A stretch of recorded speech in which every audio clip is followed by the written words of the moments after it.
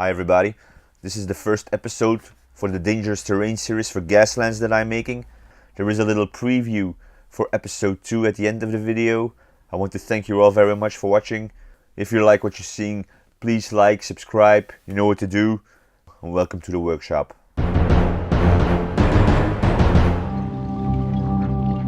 Okay, so we're gonna start off with a base. I decided on a mini DVD, which is 3.15 inch in diameter.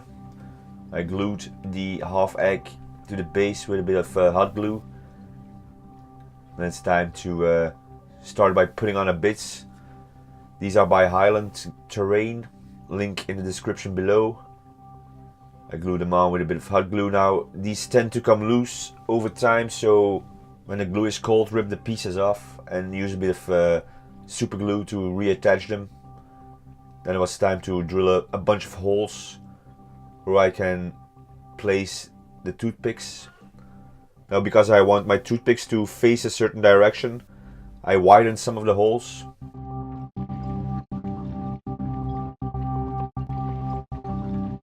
And the toothpicks are glued into place with a little bit of super glue.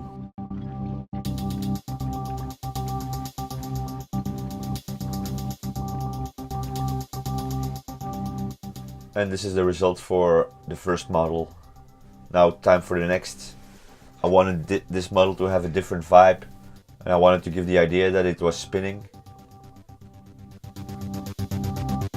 Start by drilling holes in the design that I drew on.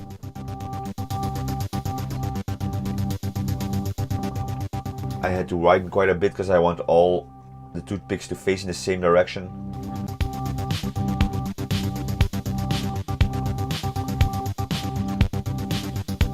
Just glue in the toothpicks.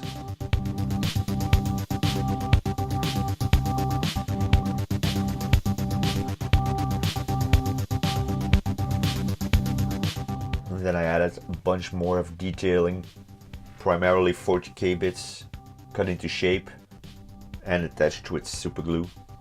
I started with strips of cardboard, about 1 millimeter thick. For the knives I used dark Eldar bits, which I cut into shape and attached with super glue. Then I made some barbed wire, which will be featured in a future tutorial video.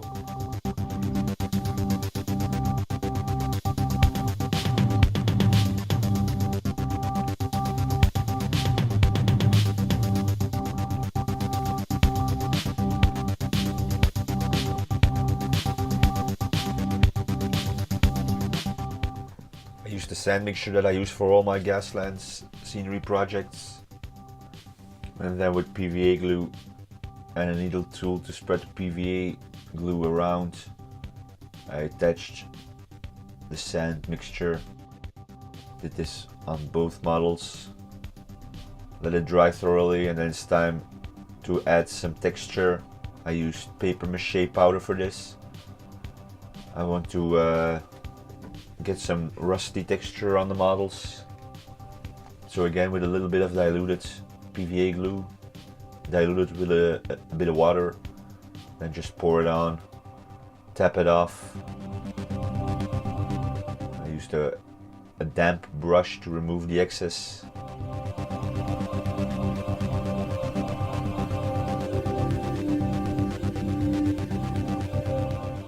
And this is the result of the texture applied. Now we're gonna start by painting. First up is a blast of black primer. So the base coat is a layer of lead Belcher by Games Workshop. And then I applied a wash with the airbrush of sepia and brown inks. This result kind of subtle, so I ran over it again with a brush and just dabbed on the same colors, the sepia and the brown wash, to give it a bit of more pronounced effect. And then finally I used the same washes and I mixed in a bit of red standard pigment. Now it's kind of orange, but it's gonna dry more brown, a bit more saturated in color, a bit deeper.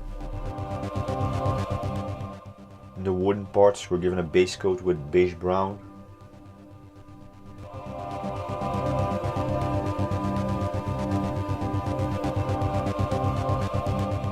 pin wash with black to bring out the shadows.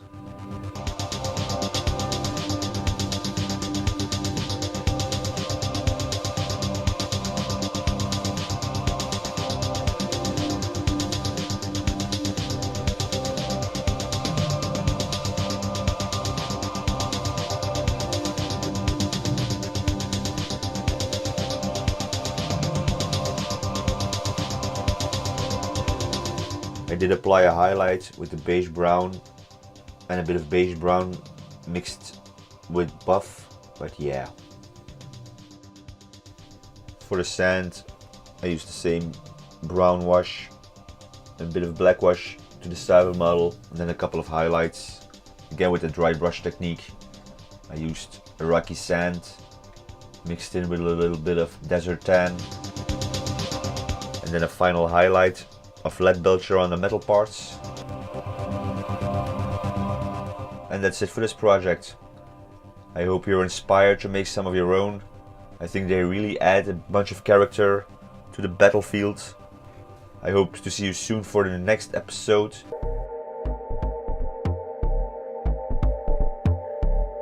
Thank you very much for watching, and I hope to see you soon. Bye.